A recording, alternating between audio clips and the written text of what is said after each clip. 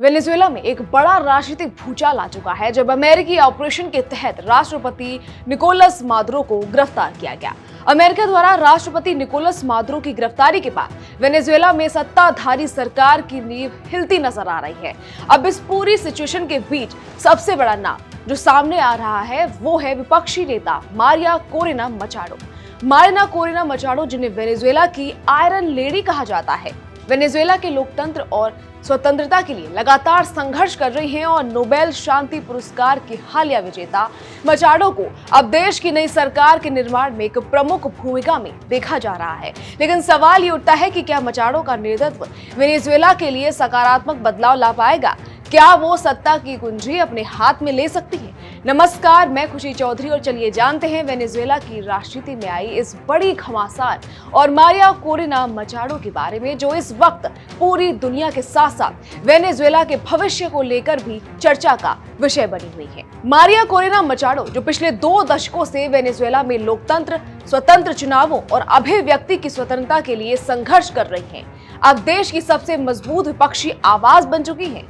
उन्हें इस वक्त वेनेजुएला की राजनीति में एक प्रमुख नेता माना जा रहा है।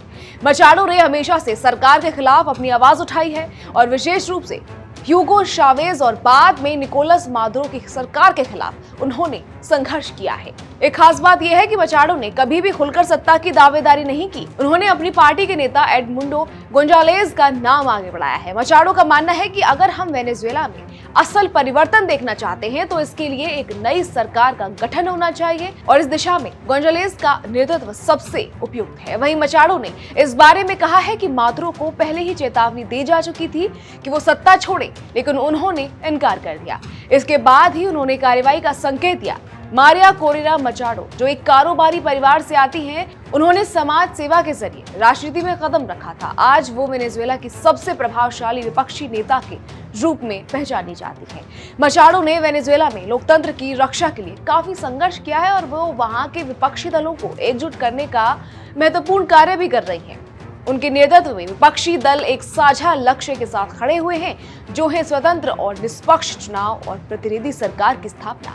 मचाडो को आज लैटिन अमेरिका में लोकतंत्र की रक्षा के लिए सहायक कदम उठाने वाली नेता के रूप में भी देखा जाता है। मचाडो को लेकर एक और महत्वपूर्ण बात यह है कि वो हमेशा से अमेरिका की वेनेजुएला नीति का समर्थन करती रही है। अमेरिकी राष्ट्रपति ने साफ कहा है कि वेनेजुएला में नई सरकार बनने तक अमेरिका सत्ता का संचालन करेगा। मचाडो ने अमेरिका की नीति को खुले तौर पर समर्थन दिया है, जिसमें वेनेजुएला की अर्थव्यवस्था को फिर से खड़ा करने के लिए निजीकरण, मुक्त बाजार और अमेरिकी निवेश की बात की जाती है। इसलिए ये माना जा रहा है कि मचाडो का नाम इस वक्त सबसे मुनासिब है और अगर नई सरकार का गठन होता है तो मचाडो का नेतृत्व इसमें एक अहम भूमिका निभा सकता है। हालांकि ट्रंप प्रशासन ने अभी तक ये क्लियर नहीं किया है कि वो मचाडो को सत्ता सौंपने के पक्ष में है या नहीं। मारिया कोरेना मचाडो को हाल ही में 2025 का नोबेल शांति पुरस्कार भी दिया गया है। ये सम्मान उन्हें लोकतंत्र की रक्षा में उनके योगदान के लिए मिला है। 10 अक्टूबर को नॉर्वेजियन नोबेल समिति ने इसकी घोषणा की थी। हालांकि सुरक्षा कारणों से ये पुरस्कार उनकी बेटी ने लिया था। मारिया को वेनेजुएला और लैटिन अमेरिका में नागरिक साहस का प्रतीक माना जाता है। अब सवाल उठता है कि क्या मादुरो की गिरफ्तारी के बाद स्थिति में कोई बदलाव होगा? वेनेजुएला के उपराष्ट्रपति डेल्सी रोड्रिगेज ने इस गिरफ्तारी के खिलाफ अमेरिका से मादुरो की रिहाई की मांग की है और उन्हें वेनेजुएला का वैध राष्ट्रपति बताया है। गौर करने वाली बात यह है कि मादुरो और उनकी पत्नी पर अमेरिकी न्याय विभाग ने नार्को आतंकवाद से जुड़े आरोप लगाए हैं और उन्हें न्यूयॉर्क ले जाया गया है।